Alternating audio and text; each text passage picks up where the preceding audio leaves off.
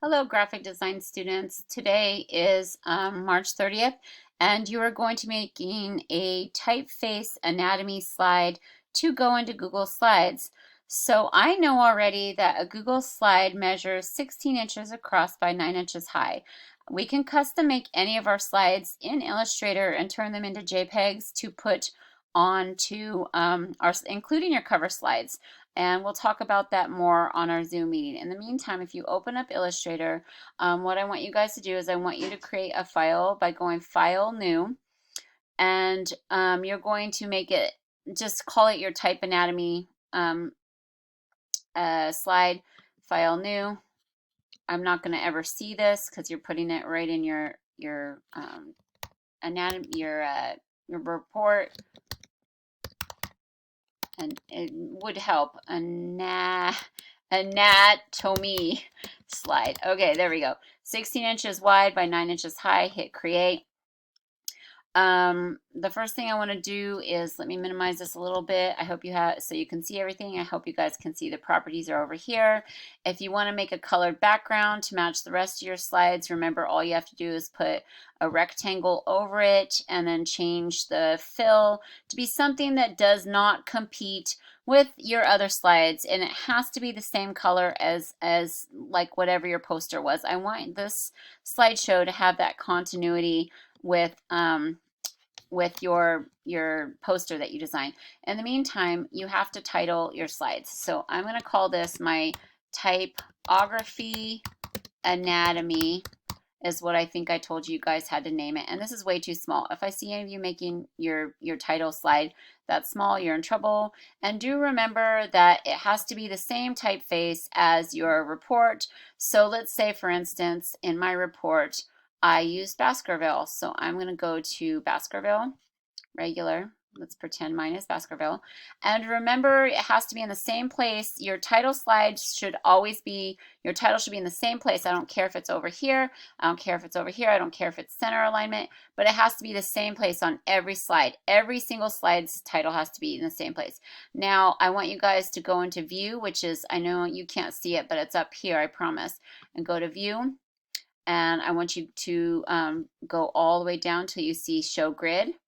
And then you're going to click show grid, and you're also going to view your rulers, because rulers will help us with alignment, which Fitchorn will judge. So there's my rulers, and I'm going to show rulers. And I'm going to go ahead and put this guy right on this. This is why we have the grid, because then I can have this perfect alignment with my inch marks. And I think that my title needs to be a little bit bigger than that. That's not a really nice title. There we go. That looks like a good title. So the first thing you're going to do is make a baseline by grabbing your line tool, which your line segment tool might be hiding underneath one of these. And I'm going to make it precisely 1 inch in. Would be the best thing. Hold your shift key as you drag, so that way your line doesn't go crooked. If you don't hold your shift key while you're dragging your line, it's going to be crooked, I promise. And let go. Change your stroke color to black. And a 1 point thickness is good. All right. And then we know that we need not only a baseline. Oops, this one's not long enough. Let's go over 1 more inch. They should be exactly 1 inch from the edge, or equal on both sides. I don't care, as long as it's equal on both sides. Then we need to make a copy for the cap height. So I'm going to hold the Alt Option key, and I'm going to left click and drag and make my cap height. Kaboom, kaboom. All right, and then make sure it's the same exact location. Right, and then I need to make one more for the X height, holding the Alt Option key, left click and drag, and then you're going Fitchorn, but it's solid. Let's make it a dotted line. How do I do that, Fitchorn? Well, I'll show you. If you go up here into your brush definitions, which is right about here, I know you guys can't see beyond this, and I'm sorry about that, but if you click the right arrow down, right next where, when you're hovering, it says brush definitions, and you go into this library right here and click down on the library, you'll see that there's something called borders. If you hover over borders and you go to dashed, then you're going to go ahead and see that there's a dash option. If you double left click that, you should be able to, let's see if this worked. Yep, there it is. And that's a little bit bold for me. I'm going to, I like these marks bigger, but I want the opacity down because I don't want that X height to take away. I just want to mark it like that. You can do it however you want, just please think of design. I don't care if you type a word in here that highlights all the best anatomy parts of your typeface. I don't care if you choose separate letters. I don't care, but it has to be the best of each typeface. In my case, in my anatomy chart, the uppercase G and the lowercase g are exquisite. So I'm going to type the uppercase G, and I'm going to make it at about 150 and see how that fits on my, my type line here. Get an alignment, and it does not. So I'm going to keep increasing the point size until that uppercase G reaches right there, the cap height. Think. All right. So there we go. And then I think for the alignment over here, if I pull a ruler over, we want to make sure that that's in alignment, and it's not. All right, there we go. Now I'm going to type a lowercase g also, and there we go. Give it some breathing space, but enough space to write some cool things about this. All right, the X height obviously on my letter is a little bit lower. Yep, look at where the X height. Make sure your X height is hitting where your actual typeface X height is.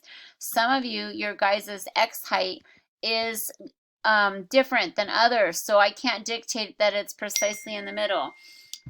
Sorry about that, guys. I've got some people texting me. Okay, now you have to point arrows to show to point to the cute little anatomy parts. So if you use your line segment tool, let's start off by pointing to this ear, and I'm going to make the stroke black. You're going, Fitchhorn, how do I make it an arrow? Well, let me show you. Remember when we were up here in our brush definitions right up here? If you click down and go back to your brush library and click on your brush library, look at that, the top choice, arrow. And I'm going to choose standard arrow. And then I'm going to like come down until I find a nice arrow that I like. I don't care which one, as long as it makes sense and it's consistent. And then I've got one pointing to the ear. Now if I hold the Alt Option key and I left click and drag, I can now hovering the mouse over the anchor until the widget shows up that allows me to rotate it. I can point to that two-story G. Oh, it didn't make a copy. All right, sucker. Let's try again. Copy. Ta-da. There we go. Right there. And then I need one more to showcase this beautiful. I love the way that it comes up off the baseline, that that stroke right there. So I'm going to make another one over there. So see, I've already got 3 parts in which I could talk about. It's not as hard as you guys think. I think I told you you need, what, 5 or 6? But I've already got 3 with Baskerville. All right, and then I want to talk about, and if you want to make the arrows red, I don't care, so that way they stand out, or whatever color might stand out better that doesn't clash with your typeface report. Like, for instance, if you did your report in browns and you put in red arrows, it's going to look really jank. So please be respectful of your overall presentation. And then I want to type about that cute little letter G. That little ear. Ooh, that's too big. Let's go ahead and drop that down to about 24. And I want, when you describe the anatomy parts, please use a sans serif typeface to contrast. I'm choosing Avenir Light. You can choose Helvetica. I don't care. And then I'm going to talk about that this ear has a floppy lowercase g has a floppy ear. It's as simple as that. And please remember in your point sizes that your leading should be within 2 points of your point size. So if my sentence or my little description is at 24 points, I'm setting the leading at 25 points. It's just nice and tidy. So anyways, if you just make these little notations,